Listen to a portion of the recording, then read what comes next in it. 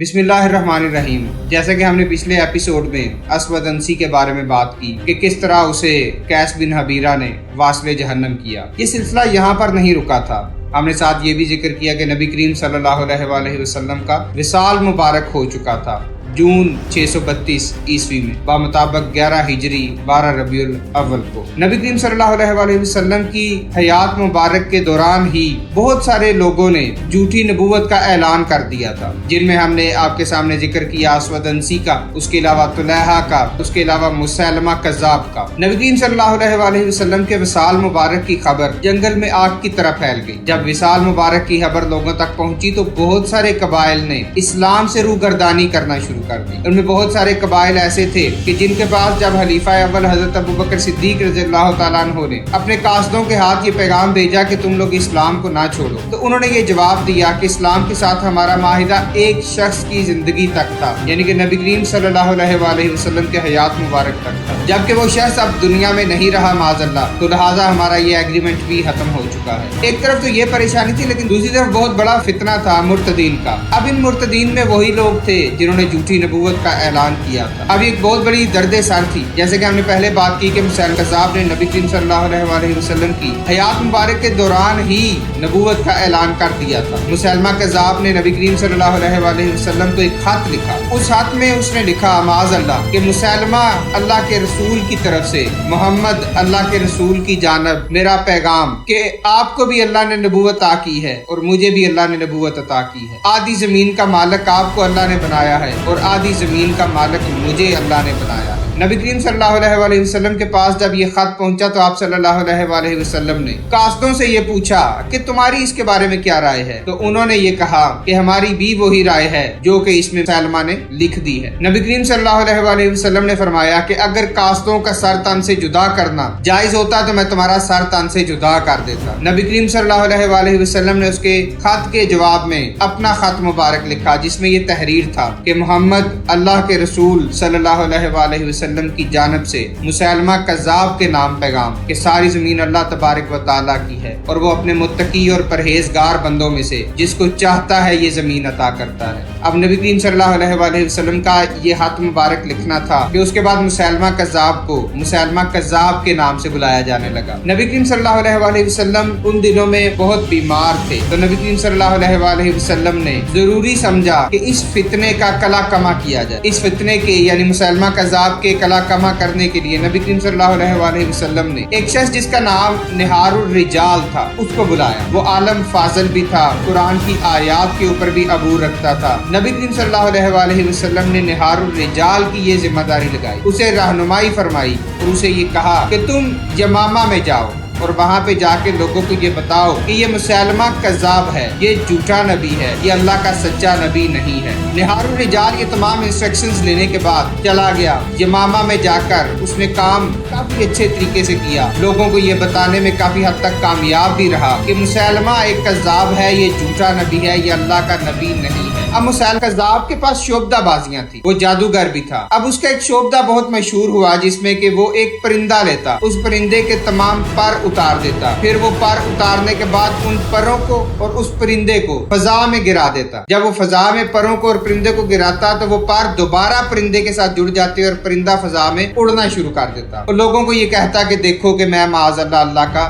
سچا نبی ہوں۔ نہار الرجال نے لوگوں کو بتایا کہ یہ شعبدہ بازی کرتا ہے، یہ آنکھوں کا دھوکہ ہے، یہ جھوٹا آدمی ہے۔ اب ایک دفعہ مسیلمہ کذاب اپنے دربار میں بیٹھا ہوا تھا۔ یہاں اس بات کا ذکر کرنا بڑا ضروری سمجھوں گا کہ مسیلمہ کذاب کا دربار جنت نظیر تھا، انتہائی خوبصورت تھا، بہت بڑا اس کا سائز تھا اور اس میں ہر وقت عرب کی حسین ترین لڑکیاں اس کی خدمت میں موجود رہتی۔ اب اس کی دربار میں ایک آتش دان تھا، کیونکہ اس کا دربار اس کا خیمہ ایک صحرا میں تھا۔ آپ سب جانتے ہیں کہ صحرا کی رات بہت ٹھنڈی ہوتی ہے، تو ایک آتش دان اس میں رکھا ہوا تھا۔ اس آتش دان میں یہ کچھ ایسا عطر گراتا تھا کہ جو وہاں پہ داخل ہونے والے ہر شخص کو ہیپنوٹائز کرنے کے لیے کافی ہوتا تھا۔ اب اس کی دربار میں کچھ درباریوں نے اسے بتایا کہ مدینہ سے ایک شخص آیا ہے، نہار الرجال اس کا نام ہے، وہ لوگوں کو یہ کہتا پھر رہا ہے کہ آپ جھوٹے ہیں اور محمد صلی اللہ علیہ وآلہ وسلم اللہ کے سچے نبی ہیں، تو کیوں نہ ہم اس کا سر قلم کر دیں۔ مسلمہ نے کہا نہیں، ہم اس کا سر قلم نہیں کریں گے، اسے زندہ رہنے دو، بلکہ اسے جا کر میرا پیغام دو، اسے میری دعوت دو، اسے یہ کہو کہ مسلمہ مسلمہ نے تمہیں یہ پیغام بھیجا ہے کہ تم اس کے دربار میں آؤ اور ثابت کرو کہ میں جھوٹا ہوں۔ جب پیغام رجال کے پاس بھیجا گیا تو کافی سارے مسلمانوں نے کہا جاتا ہے کہ اسے منع کیا کہ تم اس کے پاس نہ جاؤ، وہ ہیپناٹائز کرنے کے اوپر گرفت رکھتا ہے۔ رجال نے کہا کہ نہیں، میں اس کے پاس جاؤں گا، اس کی دربار میں جا کے یہ ثابت کروں گا کہ وہ جھوٹا ہے، وہ کذاب ہے، اور اللہ کے رسول صلی اللہ علیہ وآلہ وسلم اللہ کے سچے پیغمبر اور رسول ہیں۔ الرجال نے جس وقت اس کے پاس آنا تھا، اس کے آنے سے کچھ دیر پہلے اس خیمے کو بالخصوص دوبارہ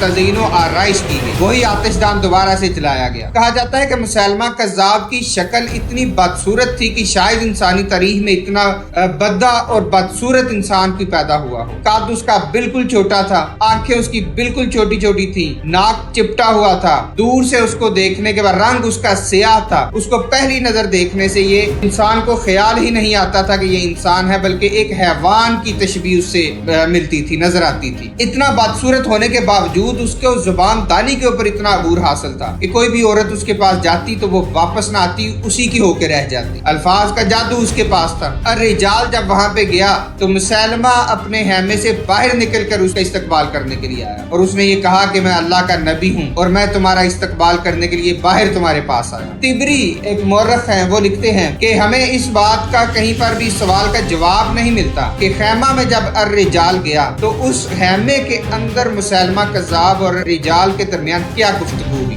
لیکن جب صبح کے وقت وہاں سے الرجال باہر نکلا تو وہ فضا میں یہ صدائیں بلند کر رہا تھا کہ معاذ اللہ ثم معاذ اللہ، مسلمہ اللہ کا سچا نبی ہے، اے لوگو مسلمہ پر ایمان لے آؤ۔ اب جو سچے مسلمان تھے وہ اس کو دیکھ رہے تھے کہ یہ کیسے پاسبل ہے کہ یہ تو آیا تھا مسلمہ کو جھوٹا ثابت کرنے کے لیے، آج یہ خود اس کے اوپر ایمان لے آیا ہے۔ چونکہ اس کا تعلق بنو حنیفہ کے ساتھ تھا تو بنو حنیفہ کے بہت سارے لوگ اس کی بات کی وجہ سے مسلمہ پر ایمان لانے لگ گئے۔ اب الرجال چونکہ اس کے اوپر ایمان لے آیا تھا، الرجال نے اسے یہ مشورہ دیا کہ اللہ کے رسول صلی اللہ علیہ وآلہ وسلم کے پاس خواتین اپنے نوزائیدہ بچوں کو لے کر آتی ہیں اور نبی کریم صلی اللہ علیہ وآلہ وسلم ان کے سروں پر اپنا ہاتھ مبارک پھیرتے ہیں، تو لہٰذا تم بھی یہ رسم شروع کرو کہ یہاں کی خواتین اپنے نوزائیدہ بچوں کو تمہارے پاس لے کر آئیں اور تم بھی ان کے سروں پر ہاتھ پھیرو۔ اب وہ کمبخت خواتین جو اپنے بچوں کو لے کر اس کے پاس پہنچی اور ان کے سروں پر مسلمہ نے اپنا ہاتھ پھیرا تو کہا جاتا ہے کہ جب یہ بچے سن بلوغت کو پہنچے، مسلمہ کذاب کے جہنم واصل ہو جانے کے بعد، تو ان بچوں کے سروں کے اوپر سے بال جڑ چکے تھے، کیونکہ ان کے سروں کے اوپر ایک جھوٹے نبی کا ہاتھ پھیر چکا تھا۔ اب ایک طرف تو مسلمہ کذاب نے نبوت کا دعویٰ کیا ہوا تھا، دوسری طرف ایک خاتون جس کا نام سجاہ تھا، جسے صادرہ کے نام سے بھی پکارا جاتا تھا، جو کہ ایک عیسائی عورت تھی، انتہا کی خوبصورت عورت تھی، قد و قامت اس کا بہت تھا، خوبصورتی تھی، وجاہت تھی، گفتگو میں کمال تھا، حسین بہت زیادہ تھی، شاعرہ تھی، ہر بات کو منظوم طریقے سے پیش کرتی تھی، خوبصورت اتنی تھی کہ اگر نبوت حسن کی بنیاد پہ دیا جاتا تو صادرہ کو نبوت دی جاتی۔ لوگ اس کے اوپر ایمان لانا شروع ہو گئے۔ صادرہ ایک سردار قبیلے سے چونکہ تعلق رکھتی تھی، لہٰذا اس کے اندر ایک وجاہت اور بہادری اس کے خون میں اس کو ملی تھی، لہٰذا بہادری اس کو اس کے ورثے میں ملی تھی۔ اب صادرہ نے یعنی سجاہ نے کیا کیا، منظم فوج اس نے تیار کی، منظم فوج تیار کر کے اس نے سب سے پہلے بنو تمیم کے اوپر حملہ کیا۔ بنو تمیم کے سردار نبی کریم صلی اللہ علیہ وآلہ وسلم کے قائم کردہ تھے، لیکن بنو تمیم میں اس کو فتح حاصل ہوئی۔ بنو تمیم سے اس نے اپنا رخ کیا نباق کی طرف۔ نباق کی طرف جب یہ گئی تو وہاں کے سردار بہت جنگجو تھے، ان سرداروں نے متحد ہو کر اس کا مقابلہ کیا اور اس کو شکست دی۔ وہاں پہ جب اس کو شکست ہوئی تو صرف شکست ہی نہیں ہوئی بلکہ اس کے کافی سارے سرداروں کو نباہ والوں نے قید کر دیا۔ اب اس نے بہت ہاتھ پاؤں مارے کہ میرے سردار مجھے واپس مل جائیں، میری فوج کے سپاہی مجھے واپس مل جائیں، لیکن نباہ کے سرداروں کی ایک ہی ڈیمانڈ تھی کہ تم یہاں سے کوچ کر جاؤ اپنی فوج کے سمیت، ہم تمہیں تمہارے سپاہی واپس کر دیں گے۔ اس بات کے اوپر صادرہ نے ایگری کیا، سجاہ نے، اس نے اپنے سرداروں کو چھڑوایا، اپنے سپاہیوں کو چھڑوایا اور وہاں سے کوچ کر گیا۔ اب کوچ کی کس طرف؟ اب اس نے کوچ کی یمامہ کی طرف۔ اس کے سپاہیوں نے اسے پوچھا کہ تم یمامہ کی طرف کیوں جانا چاہ رہی ہو؟ تو سجاہ نے یہ بولا، اس نے کہا جی یمامہ میں مسلمہ نام کے ایک نبی نے جھوٹی نبوت کا دعویٰ کیا ہے، جبکہ نبی تو میں ہوں، لہذا میں اس کا سر تن سے جدا کروں گی پھر میں واپس جاؤں۔ اس کی فوج نے اس کے ساتھ ایگری کیا۔ اب جب مسلمہ تک یہ پیغام پہنچا تو مسلمہ کے پاس الرجال آیا تو اس نے الرجال से मशवरा किया कि तुम क्या कहते हो कि हम सज्जाह के साथ किस तरह से पेश आए, उसका मुकाबला किस तरह के। अर्रिजाल ने उसे कहा, उसने कहा कि देखो यहाँ पर रस्ते में मुसलमानों का एक सिपा सलार अकरमा मौजूद है, मुसलमानों की फौज मौजूद है, तुम इसको आने दो, हम अकरमा और सज्जाह इनको आपस में लड़वा देंगे, जब ये आपस में लड़ेंगे फिर हम सज्जाह की तरफ अपना दोस्ती का पैगाम भेज देंगे। मुसलमा ने इस बात के साथ एग्री किया, लेकिन हुआ क्या,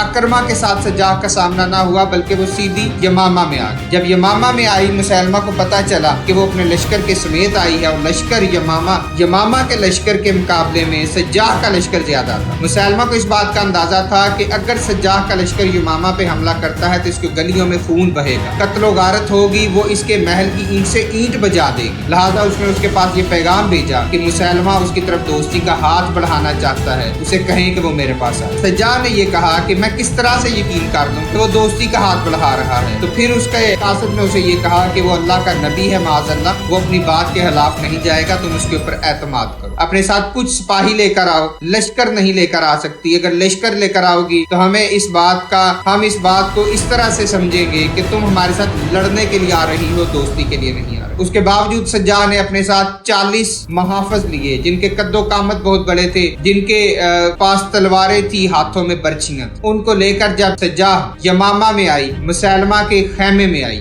सज्जाह जब उसके दरबार के करीब आई तो दरबारियों ने दरवाजे बंद कर दिए। सज्जाह ने बुलंद आवाज में कहा कि ये कैसा नबी है कि जो अपने दरवाजे पर मेहमान को बुलाकर दरवाजे बंद कर देता है। दीवार के ऊपर से उसके एक मुहाफिज ने ये कहा कि तुम अपने इन मुहाफिजों को, 40 जो मुहाफिज इसके साथ थे, इनको तुम बाहर ही रोकोगी, तुम अकेली अंदर आओगे। इसके मुहाफिजों ने इसे कहा कि हम किस तरह से यकीन कर लें कि ये आपके साथ अच्छे तरीके से पेश आएगा, आपको नुकसान नहीं पहुंचाएगा। सज्जाह ने इसे कहा कि अगर मैं सूरज गरूब होने तक यहाँ से बाहर ना निकली तो तुम लोग इसके दरबार की ईंट से ईंट बजा देना, तुम यमामा की गलियों में लहू बहा देना, जहाँ पर किसी के तन के ऊपर उसका सर न रहे। लिहाजा वो तमाम मुहाफिज दरबार के करीब ही रुक गए और सज्जाह अंदर चली गई। सज्जाह जब अंदर गई तो दरबार के अंदर कोई भी नहीं था। दरबार में जब दाखिल हुई तो दरबार को देखकर हैरान रह गई। दरबार इतना हसीन था, इतना दिलकश था और अगेन आतिशदान मौजूद था जिनमें अत्तर डालकर उसे जलाया गया था,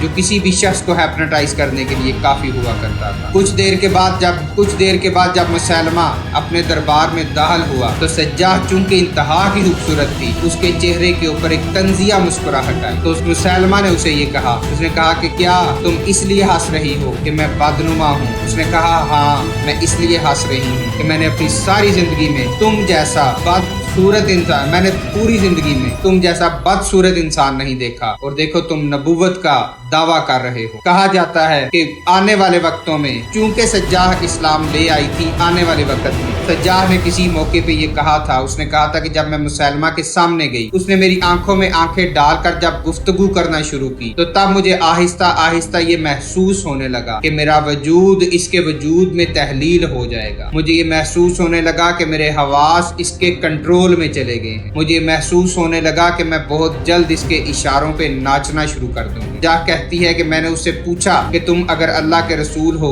तो मुझे कोई अल्लाह की बात बताओ। सज्जाह कहती है कि मुसलमा ने मेरी आंखों में आंखें डाल के ये कहा, उसने कहा देखो, अशार के तरीके से, मंजूम तरीके से कहा कि तुम जानती हो कि तुम किस तरह पैदा हो, और क्या तुम ये जानती हो कि तुमसे किस तरह से इंसानों को पैदा किया जाएगा। अल्लाह कहता है कि हमने पेट से, आंतड़ियों से इंसान को पैदा किया। तो औरत एक ज़र्फ की मानद है जिसमें कुछ डालकर निकाला जाता है। अगर कुछ डालकर निकाला ना जाए तो ये ज़र्फ बेकार है। सज्जाह मशहूर होती गई, उसकी बातों के जरिए उसके कंट्रोल में आती गई। सज्जाह कहती है कि मैं ये सोच रही थी कि इतना बदसूरत आदमी इतनी खूबसूरत गुफ्तगू किस तरह कर सकता है। वो कहती है कि मुसलमा ने मुझे कहा कि मुझे यकीन है कि तुम रात मेरे पास रुकना चाहो। मैं जानता हूँ कि तुम दिन हो और मैं रात हूँ। देखो दिन किस तरह से रात की आगोश में आ जाता है। दिन अपना सूरज किस तरह रात की गोद में दे देता है। वो रात उस सूरज को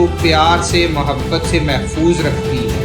फिर वो रात अगले दिन दोबारा उस दिन को उसका सूरज लौटा देती है। یہ تعلق دن اور رات کا ہے، یہی تعلق میرا اور تمہارا بھی بن سکتا ہے۔ کیا تم میری بیوی بننا چاہو گی؟ سجاح کہتی ہے مجھے ایک دم سے ہوش آیا اور مجھے یہ خیال آیا کہ سورج غروب ہو چکا ہے، اور اگر میں نے دیوار پر چڑھ کر اپنے محافظوں کو یہ نہ بتایا کہ میں محفوظ ہوں، وہ اس دربار کی اینٹ سے اینٹ بجا دیں گے۔ لہذا میں نے اجازت لے کر دیوار پہ چڑھ کر اپنے محافظوں کو یہ پیغام دیا کہ میں محفوظ ہوں اور میں رات اس کے پاس رہوں۔ وہ دوبارہ اس کے پاس آئی اور کہا جاتا ہے کہ ساری رات سجاح نے مسیلمہ کے پاس گزاری، اور مسیلمہ نے یہ اعلان کیا کہ میں نے سجاح کے ساتھ شادی کر لی۔ کچھ روایات میں ہے کہ ان دونوں نے اپنی شادی پر فجر اور عصر کی غالباً نمازیں معاف کر دی تھی اپنی شادی کی خوشی میں۔ اب سجاح اور مسیلمہ دونوں کی شادی ہو چکی۔